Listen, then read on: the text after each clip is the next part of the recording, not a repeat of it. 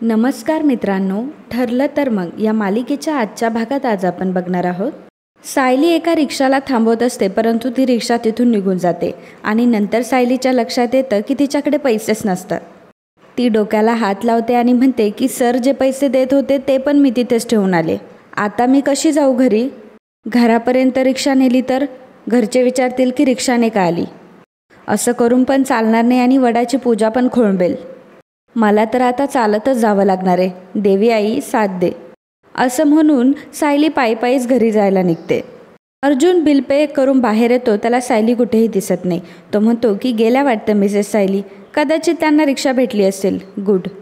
आणि असं म्हणून तोही बाईकवर बसून ऑफिसला निघून जातो. तर इकडे विमल आणि कल्पनाची वटपौर्णिमेची सर्व तयारी झालेली असते, परंतु सायली अजून आलेली नसते. कल्पना म्हणते की किती उशीर झाला, अजून नाही आली आहे. विमल म्हणते की मला असं वाटतं की अर्जुन दादा सायली ताईला घेऊन थेट मुंबईलाच गेले असतील. दोघीही हसत असतात. माफ करा मित्रांनो, पण जर तुम्ही चॅनलवर नवीन असाल किंवा अजूनही चॅनलला जर सबस्क्राईब केलं नसेल तर प्लीज सबस्क्राईब करा आणि बेल आयकॉनवरही क्लिक करा. स्टार प्रवाहावरील सर्व मालिका तुम्हाला आमच्या चॅनलवर बघायला मिळतील. धन्यवाद. त्याचवेळी सायली तिथे येते. सायली अगदी घामाघूम होऊन आलेली असते. कल्पना म्हणते की अगं सायली, किती वेळ पूजा करायची ना तुला? सायली हो म्हणते, परंतु सायलीची अवस्था बघून कल्पना म्हणते की एवढी थकलेली का वाटतेस तू? आणि हे काय, अर्जुन कुठे गेला? सायली म्हणते की ते मला सोडून लगेचच ऑफिसला निघून गेले. कल्पना म्हणते की सायली, तुला उन्हाचा त्रास झाला ना? माझंच चुकलं. मी अर्जुनला सांगायला हवं होतं की बाईक राईड करायची आहे तर रात्रीचं जा. विमल म्हणते की सायली ताई, मी तुमच्यासाठी छान सरबत बनवून आणते. कल्पना म्हणते की थोडी फळंही खाऊन घे आणि मग जाऊन स्वतःचं आवरून घे. सायली म्हणते की नाही नको, आधीच माझ्यामुळे पूजेला खूप उशीर झाला आहे, मी पटकन तयारी करून घेते. कल्पना म्हणते की अगं सायली, सर्व तयारी झाली आहे. कल्पना सायलीला पटकन आवरून घ्यायला सांगते. इकडे प्रिया तिच्या बेडमध्ये असते आणि बेडमधल्या सगळ्या गोष्टी इकडं तिकडं फेकत असते. तिला खूप राग आलेला असतो. त्याचवेळी अस्मिताचा फोन तिला येतो. प्रिया अस्मिताला म्हणते की आता काय माझ्या जखमेवर मीठ चोळायला फोन केलायस? त्यावर अस्मिता म्हणते की अशी का बोलतीयस? माती तर आपण दोघींनीही खाल्ली आहे. आणि काय गं, माझ्यावर सगळी चिखलफेक करून मोकळी झालीस तू? तो हार चोरण्याचा प्लॅन काय माझ्या एकटीचा होता का? प्रिया म्हणते की अगं मी तुझ्या घरच्यांसमोर आणखी काय बोलणार होते अस्मिता? अस्मिता म्हणते की माझ्या घरच्यांसमोर? प्रिया म्हणते की तसं नाही गं, तुम्ही सगळे माझीच फॅमिली आहात. पण कितीही झालं तरी अशा वेळेला मी परकीच राहणार ना. अगं ह्या प्लॅनमध्ये जर मी आहे असं अर्जुनला कळलं असतं तर तुमच्या घरचं दार माझ्यासाठी कायम बंद झालं असतं. अस्मिता म्हणते की हो ते पण खरं आहे, माझा एवढा अपमान याआधी कधीच झाला नव्हता. माझ्या घरचे खूप चिडलेत गं माझ्यावर. तुला माहिती आहे मला ब्रेकफास्टसाठी सुद्धा कोणी बोलावलं नाही. प्रिया म्हणते की पूर्णाजी माझ्यावर देखील चिडली असेल ना? मी फोन करू का तिला? त्यावर अस्मिता म्हणते की थांब जरा, हे प्रकरण आणखी चिघळू नकोस. आता ते पूजेचं जे काही आहे ना ते उरकू दे, मग मी बोलते पूर्णाजीशी. पण तोपर्यंत तू हा विचार कर की आपल्या ह्या अपमानाचा बदला कसा घ्यायचा. प्रिया म्हणते ते तर मी करतेच आहे. सायलीसाठी आता मी अशी शिक्षा घडून आणणार आहे ना की ती मरेपर्यंत ते विसरणार नाही. प्रिया फोन ठेवते आणि विचार करायला लागते. अर्जुनने अस्मिताच्या पर्समध्ये का बरं तो हार टाकला असेल, माझ्या पर्समध्ये का नाही टाकला? याचा अर्थ अर्जुनला माझ्याबद्दल काहीतरी वाटत असणार.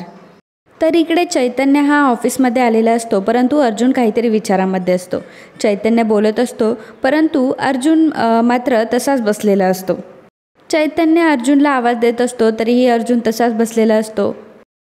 चैतन्य त्याचा लॅपटॉप खाली करतो, तरीही ते अर्जुनला कळत नाही आणि मग चैतन्य अर्जुनच्या कानाजवळ जोरात टाळी वाजवतो. तेव्हा कुठे अर्जुन थोडा विचारांतून बाजूला येतो. तो चैतन्याला म्हणतो की अरे काय करतोयस तू? आणि चैतन्याला म्हणतो की आणि हे काय, माझा लॅपटॉप का बंद केलास? काम करतोय ना मी. चैतन्य म्हणतो की हे कसलं काम आहे अर्जुन? शून्यात नजर, बाकी सगळ्याचं काही घेणं देणं नाही. तुझा लॅपटॉप काय असाच चालू लागतो का टक टक टक टक? काय झालंय तुला? कसला एवढा विचार करतोयस? अर्जुन म्हणतो की ॲक्च्युली गिल्ट येतोय मला. एकतर मिसेस सायली आधीच खूप अपसेट होत्या आणि त्यातल्या त्यात मी त्यांच्यावर चिडलो. खरं म्हटलं तर माझीच चूक होती. हे ऐकून चैतन्याला मात्र फारच आश्चर्य वाटतं, कारण अर्जुनने पहिल्यांदा त्याची चूक कबूल केलेली असते. चैतन्य अर्जुनचं डोकं तपासून बघतो आणि म्हणतो की अर्जुन, तुला काही ताप वगैरे आहे का? अरे तू गुंगीत असल्यासारखं बरळतोयस. सायलीला त्रास झाला म्हणून तू रेस्टलेस होतोयस? आणि मुळात म्हणजे तुझी चूक आहे यामुळे तुला गिल्ट वगैरे येतोय? बाप रे, हे कसं काय शक्य आहे? इम्पॉसिबल आहे. अर्जुन चैतन्याला म्हणतो की तू टॉन्ट मारणं थांबवणार आहेस का? चैतन्य म्हणतो की नाही नाही नाही अर्जुन, अरे हे पहिल्यांदाच होतंय. अर्जुन म्हणतो की जस्ट बी क्वाईट, रात्री गेल्यावर मी समजावेल मिसेस सायलींना. चैतन्य म्हणतो की हो समजाव, एखादं रोमॅन्टिक गाणं गा, वाटलं तर उठा बशा पण काढ. आफ्टर ऑल ती तुझी बायको आहे ना. त्यावर अर्जुन म्हणतो की शटअप चैतन्य. वाट बायको, अरे त्या अपसेट होत्या आणि मी त्याच्यावर चिडलं, दॅट्स इट. आणि आता मी जाऊन त्यांच्याशी बोलेन, खूप सिम्पल आहे. चैतन्य विचारतो की खरंच एवढं सिम्पल आहे का रे अर्जुन? म्हणजे तू सायलीच्या प्रेमाभिमात तर नाही पडलायस ना? अर्जुन म्हणतो की व्हॉट रबिश चैतन्य, तुला शर्मांना जाऊन मेल करायचा ना, जा तू मेल पाठव. चैतन्य म्हणतो की हो चांगलं आहे, म्हणजे काही नाही सुचलं की चैतन्याला हाकलून द्यायचं. अर्जुन म्हणतो की माझ्यासाठी माझं लग्न फक्त 1 वर्षाचं कॉन्ट्रॅक्ट आहे, दॅट्स इट. आणि त्यात प्रेमात वगैरे पडणं तर शक्यच नाही आहे. आता तू तुझं काम करशील. चैतन्य तिथून निघून जातो. तर जाता तो म्हणत असतो की कॉन्ट्रॅक्टही तुम्ही करा, मॅरेजही तुम्ही करा आणि सगळंच तुम्ही करा. इकडे पूर्णा आजी अस्मिताला म्हणत असते की अस्मिता, आज तू जे काही वागली आहेस ते मला अजिबात आवडलेलं नाही आहे. अन्नपूर्णा सुभेदारची नात आहेस तू आणि तूच घरामध्ये चोरी करतेस. अस्मिता म्हणते की अगं आजी, ती चोरी नव्हती गं, आणि तुझा हार विकून काय मी पैसे खाणार होते का? मी तुला ते परत करणार होते. अगं पण तो माझ्या पर्समध्ये सापडण्याच्या ऐवजी त्या सायलीच्या पर्समध्ये सापडायला हवा होता. पूर्णा आजी म्हणते की एवढं सगळं करून तू तुझा प्लॅनसुद्धा कबूल करतेस. बोल, काय विचारतीये मी? त्यावर अस्मिता म्हणते की तू नक्की कोणाच्या बाजूने, माझ्या बाजूने की त्या सायलीच्या? तिला आपल्याला घराबाहेर काढायचं आहे ना? पूर्णा आजी म्हणते की नको, तेच तर तुला सांगते मी की ती सायली माझ्या डोळ्यासमोर पण मला नको आहे. पण तिला हकलवण्यासाठी आपण तिच्या पातळीवर उतरायचं का? त्यावर अस्मिता म्हणते की पण आपण तिला घराबाहेर कसं काढायचं? त्यावर पूर्णा आजी म्हणते की तिच्यात असलेले दोष दाखवून. भरपूर दोष आहे तिच्यात, मग खोट्या गोष्टी कशाला रचत बसायच्या? तुला अशी कारस्थानं करायची काहीही गरज नाही आहे अस्मिता. अस्मिता म्हणते की वा, म्हणजे तू तिच्या दुधामध्ये झोपेच्या गोळ्या टाकल्या होत्या, ते चालतं का तुला? पूर्णा आजी म्हणते की तेव्हा ती फक्त गाढ झोपेल आणि अर्जुनपासून वेगळं राहील एवढीच खात्री करून घेतली होती मी काय तिच्यावर चोरीचा खोटा आरोप घेतला नव्हता. हे आपल्या घराचे संस्कार नाही आहे अस्मिता, खबरदार जर तू पुन्हा असं काही वागलीस तर. मला सगळ्यात मोठं आश्चर्य या गोष्टीचं वाटतं की तन्वीला हा सगळा प्लॅन माहीत असून सुद्धा तिने थांबवला नाही. तेवढ्यातच पूर्णा आजीला प्रियाचा फोन येतो. प्रिया म्हणते की पूर्णा आजी सॉरी, अगं अस्मिताने हार चोरण्याचा प्लॅन मला जेव्हा सांगितला ना, तेव्हा मलाच कळलं नाही की मला काय झालं. पूर्णा आजी म्हणते की तन्वी, तुला एकदासुद्धा वाटलं नाही की आपण अस्मिताला थांबवावं म्हणून? प्रिया म्हणते की अगं माझ्या फक्त तेव्हा एवढंच डोक्यात होतं की काहीही करून अर्जुनचा सत्यानाश ज्या मुलीमुळे झाले ना, तिला घराबाहेर काढायचं, आणि त्या नादात मी वाहवत गेले गं. सॉरी ना पूर्णा आजी, तू मला माफ करशील ना? त्यावर पूर्णा आजी म्हणते की परत अशी चूक होणार नाही, हे कशावरून? प्रिया म्हणते की अगं नाही होणार असं काही, वाटलं तर मी तुझी शपथ घेऊन सांगते, मी यापुढे अस्मिताच्या कुठल्याही प्लॅनचा भाग नसणार आहे. पूर्णा आजी म्हणते की अगं पण अस्मिताला सुद्धा तू असा प्लॅन करू देणार नाही असं म्हण ना. प्रिया म्हणते की तेच म्हणायचं होतं मला. आणि सायली रोज तुम्हाला एवढा त्रास देते, ती तिच्या कर्माने जाईलच बाहेर. आपण कशाला आपली पातळी सोडून वागायचं? आणि मीच जर अशी वागले तर त्या सायलीमध्ये आणि माझ्यामध्ये काय फरक राहील? पूर्णा आजी म्हणते की मी अस्मिताला हेच समजावून सांगण्याचा प्रयत्न करते, तुला हे स्वतःहून कळलं ते बरं झालं. प्रिया म्हणते की मग पूर्णा आजी तू मला माफ केलंस ना? पूर्णा आजी म्हणते की मी तुम्हा दोघींना बजावून सांगते की तुमचं हे वागणं मला परत दिसता कामा नये. सायलीला मला घराबाहेर काढायचंच आहे, पण त्या बदल्यात माझी मान झुकेल असं मला काहीही वागायचं नाही आहे. प्रिया म्हणते की हो पूर्णा आजी, आणि पूर्णा आजी फोन ठेवून देते. तर इकडे घराच्या समोरच एक कुंडीमध्ये वडाचं झाड लावलेलं असतं आणि त्याच्यासमोर अस्मिता, सायली आणि कल्पना पूजा करत असतात. कल्पना आणि सायली पूजा करत असताना कल्पना म्हणते की आता आपण 7 फेरे मारून घेऊयात. अस्मिताला मात्र हळूहळू 7 फेरे मारण्याचा खूपच कंटाळा आलेला असतो, त्यामुळे अस्मिता सगळ्यांच्या आधी पटपट 7 फेरे मारून घेते आणि पूर्णा आजीकडे टाईमपास करायला येते.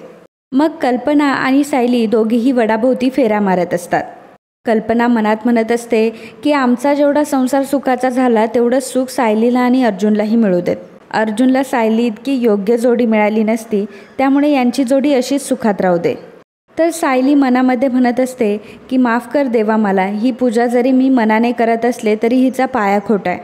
खरं तर मला हा विधी करताना खूप भीती वाटते. मला कोणाला फसवायचं नाही आहे.